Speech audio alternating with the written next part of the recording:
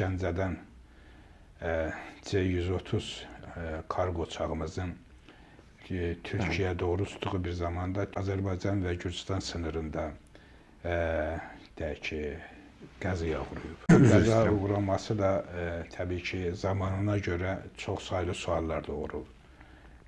Azərbaycanda 8 noyabrda keçərləşən böyük əskəri törəndən sonra dünyaya 3 böyük dövlətin verdiyi mesajdan sonra əskəri törənə gələn əskərlərin, Türkiyədən gələn əskərlərin geri dönüşündə belə bir qəzanın olması, törəndə iştirak edən əskərlərimizin şəhid olması təbii ki, çox saylı suallar doğurur.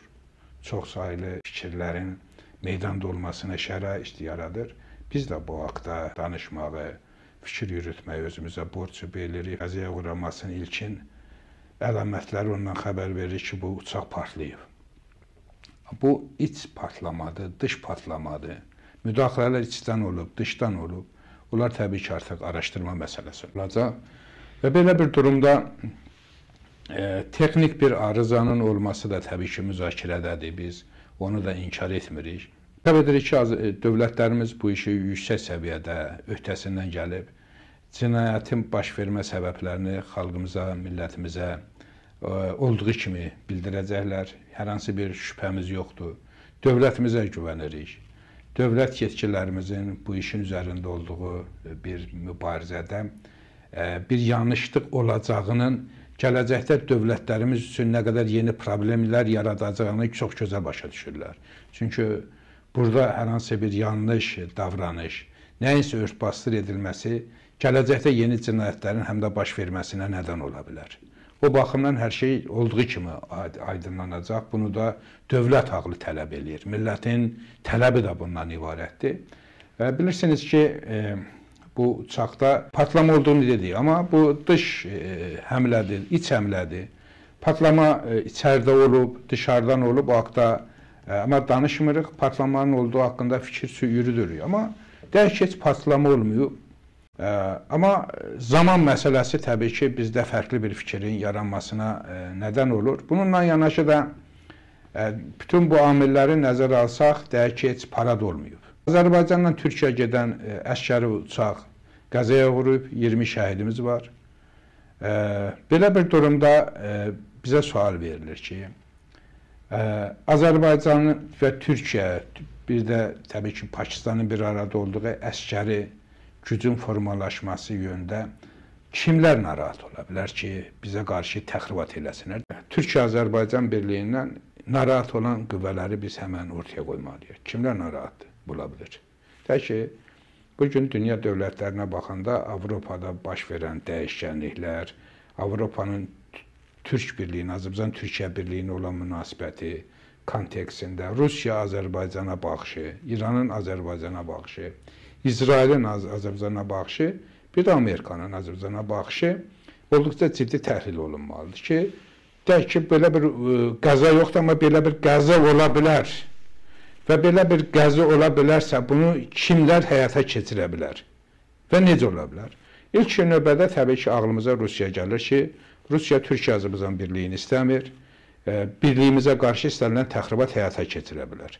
Necə ki, dik duruşlu bir siyasət yürütdüyümüzdə Qroznı səmalarında Azərbaycan hava yollarına aid olan uçağımız vuruldu. Həmin anda Azərbaycan dövlət başçısına fiziki terror ediləcəyi haqqında fikirlər geniş yayıldı. Sonraki dövrdə dövlət çevrilişi məsələsi də artıq gündəmdədir. Bundan xəbər verir ki, Rusiya belə bir birliyin qarşısında var və birliyin olmamasını istəyən dövlətdir. Bundan başqa kimlər ortaya çıxır? İran faşizmi də, fars faşizmi də ilk ağlımıza gələn qurumlardan biri olur. Ki, onlar da bunu istəmir ki, biz daha yaxın olaq. Dünya siyasətində Orta Doğuda Türkiyənin yüksəlişi, güclənməsi ən çox İsrail, Netanyahu İsrailini narahat edib. Türkiyə qarşı böyük bir baskı içərisində, hələ də bir siyasətin içərisindədir. Özəlliklə Türkiyə-Azərbaycan birliyini istəməyən güclərdən birincisi də Netanyahu İsrailidir. Bununla yanaşı da bilirsiniz, tarixən Türkiyə-Azərbaycan birliyini istəməyən küresel mafiya, LGBT mafiyası kimi də anlayış olsun deyə bilərik ki, onlar dünyanın hər yerində var, hər dövlətdə var onlar. Bugün Azərbaycanda da çox güclüdürlər, Rusiyada, Türkiyədə, hər yerdə. Dünyanın elə bir dövləti yoxdur ki, küresel LGBT mafiyası güclü olmasın. O mafiya da bizim güclü olmağımızı istəmir. Çünki o mafiyanın bariz gücü Fethullah Gülen FETÖ təşkilatıyla Azərbaycan Türkiyə arasında çox böyük hər zaman sıxıntılar yaratmağa çalışır.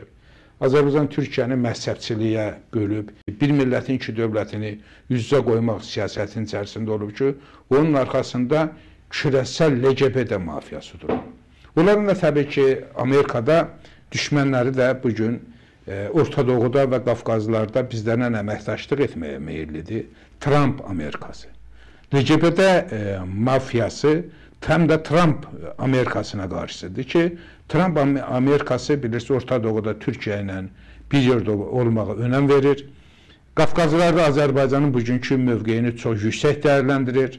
Zəngəzur dəhlizinin açılmasının özünün iradəsi, Ermənistana olan baskısı və siyasəti ondan xəbər verir ki, Trump Amerikası Türkiyə və Azərbaycanla bölgədə bir güc kimi formalaşmaqda əməkdaşlıq etməkdə maraqlıdır.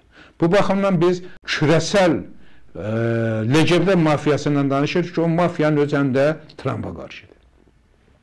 Bütün bunları ümumiləşdirəndə Azərbaycan və Türkiyənin birliyini istəməyən güclər ortaya çıxır. Aktiv güclərdən söhbət gedir ki, o güclərin Azərbaycan təsir imkanları zəif deyil, çox güclüdür. Putin Rus faşizmi, İran Fars faşizmi, Netanyahu faşizmi, bir də küresel LGBT faşizmi. Bu faşizmlər Azərbaycan Türkiyə birliyinin olmasını istəmir.